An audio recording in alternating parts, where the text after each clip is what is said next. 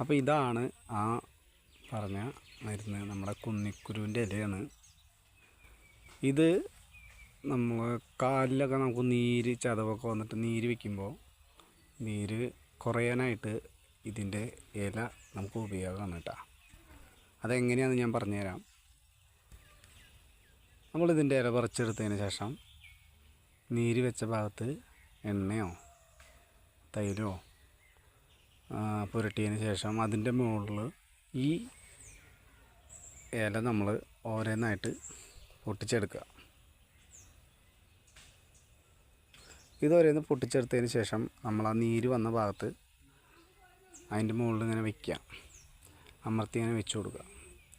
അപ്പോൾ ഇങ്ങനെ കുറേ പറിച്ചെടുത്ത് വയ്ക്കുക എന്നെ നീര് വെച്ച ഭാഗത്ത്.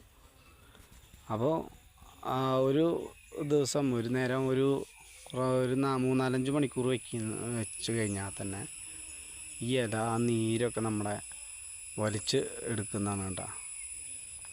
അതിനുള്ളൊരു കഴിവുള്ള ഒരു ഇലയാണിത്, നമ്മുടെ കുന്നിക്കുരുവിൻ്റെ ഇലയാണ്. പിന്നെ നമ്മൾ ഈ കുന്നിക്കുരുവിൻ്റെ ഇല കാണിച്ചതിന് ശേഷം കുന്നിക്കുരു ആർക്കെങ്കിലും നിങ്ങളിങ്ങനെ കിട്ടുകയാണെങ്കിൽ തന്നെ അത് ഭയങ്കര വിഷാംശമുള്ള ഒരു സാധനം കൂടിയാണ്. അതാരും കഴിക്കാനൊന്നും നിൽക്കരുത്. ഇതിൻ്റെ ഇലയ്ക്ക് നമുക്ക് വിഷാംശം കുറവാണ്, ഇലയ്ക്ക് വിഷാംശമില്ല. അപ്പം അത് നമുക്ക് ഉപയോഗിക്കാം.